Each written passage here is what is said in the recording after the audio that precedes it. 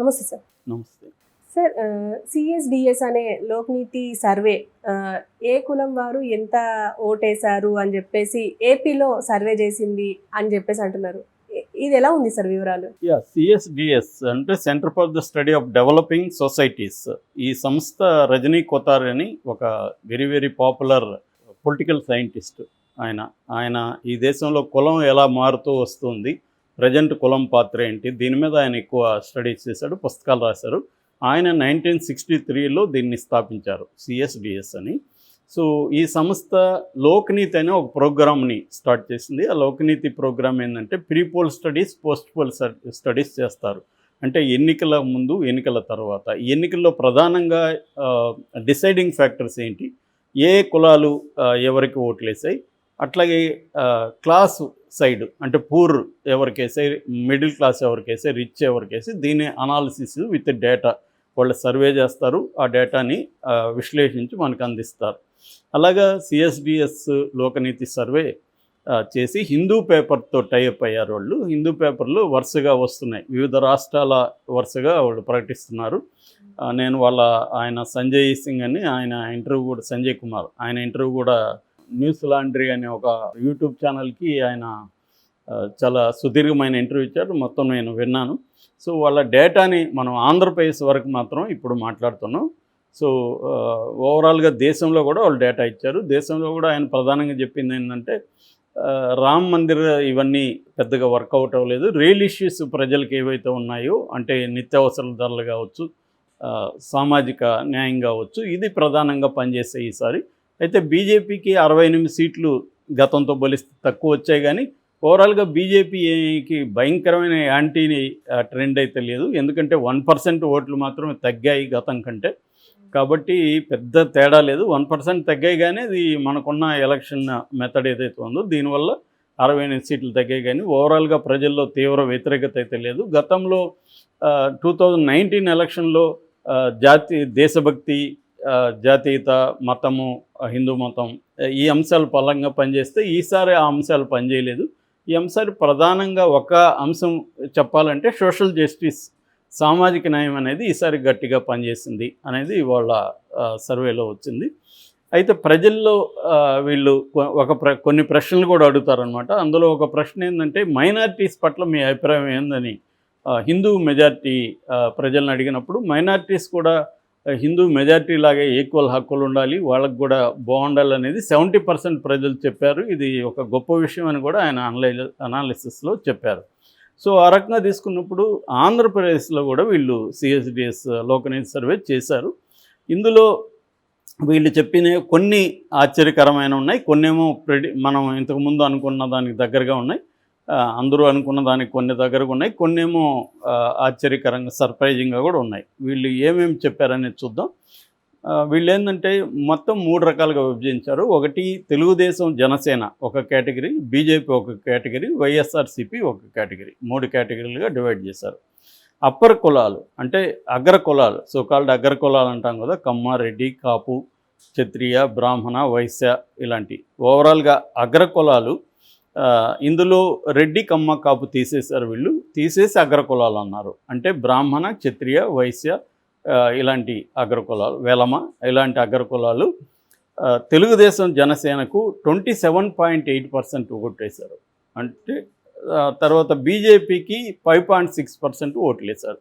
ఓవరాల్గా కూటమికి తీసుకుంటే 34.4% ఈ అగ్రకులాలు ఓట్లేశారు.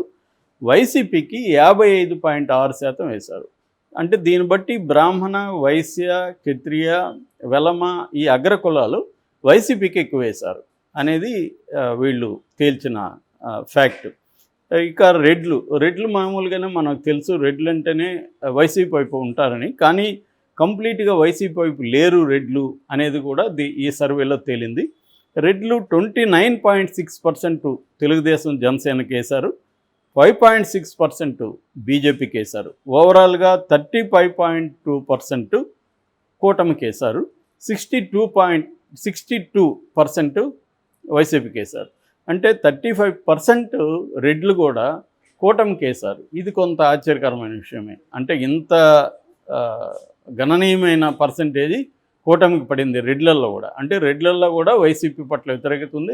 నిజానికి ఇది చాలామంది వైసీపీ నాయకులు గతంలో కూడా చెబుతున్నారు.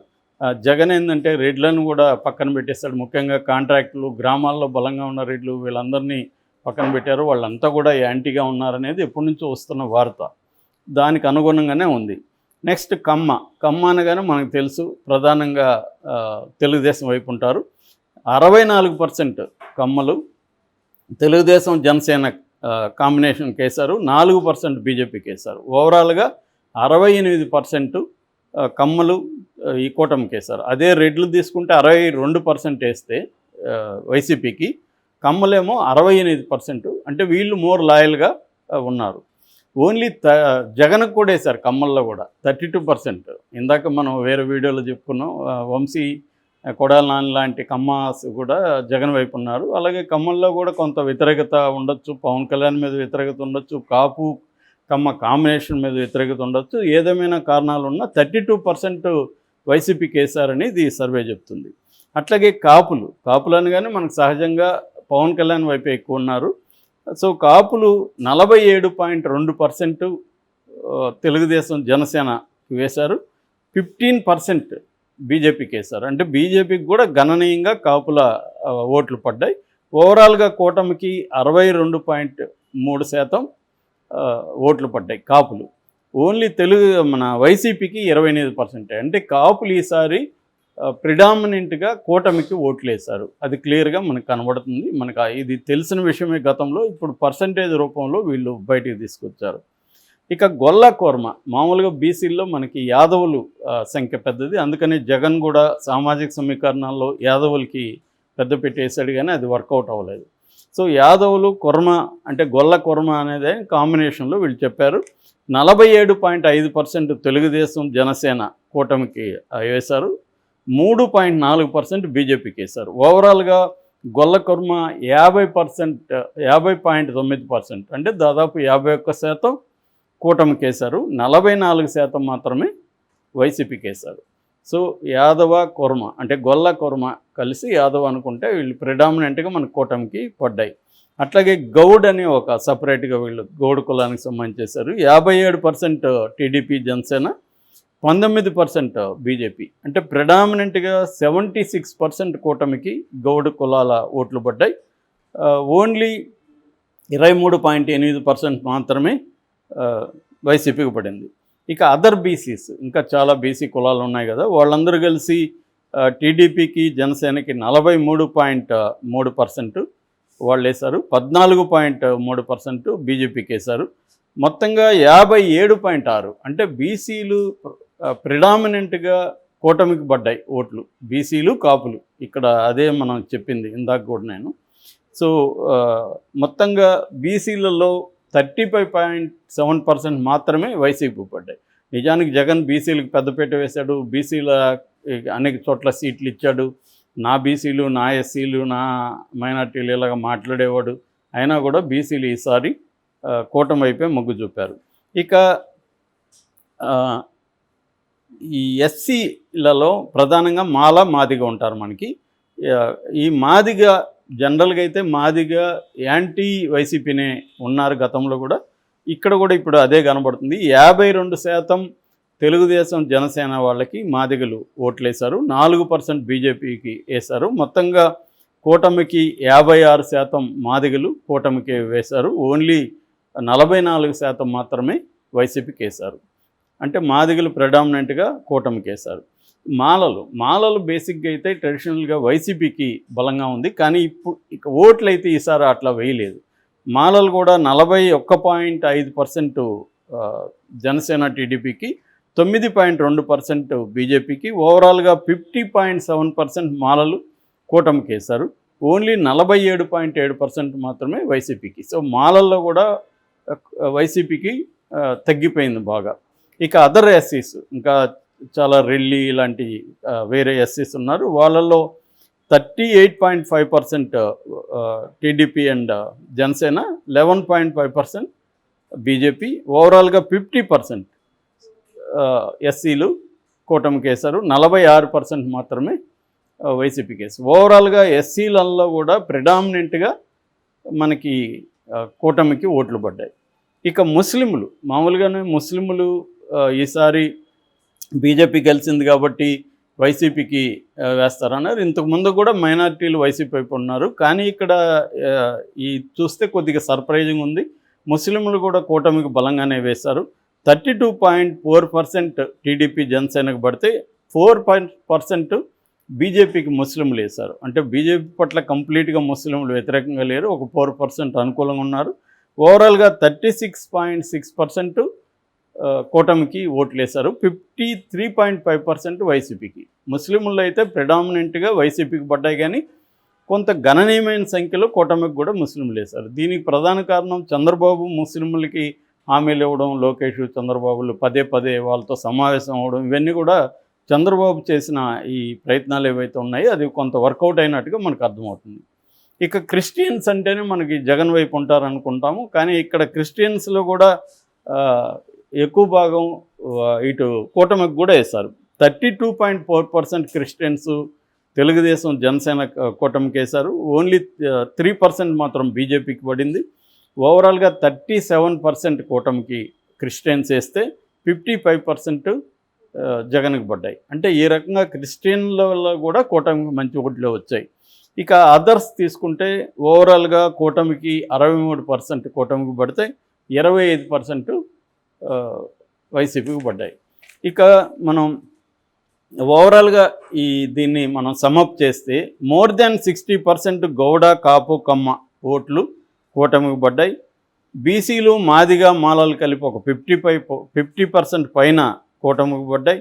క్రిస్టియన్స్, ముస్లిమ్స్, రెడ్డిస్ కలిపితే ఒక 30% పైన కూటమికి పడ్డాయి. సో ఈ సెక్షన్లు.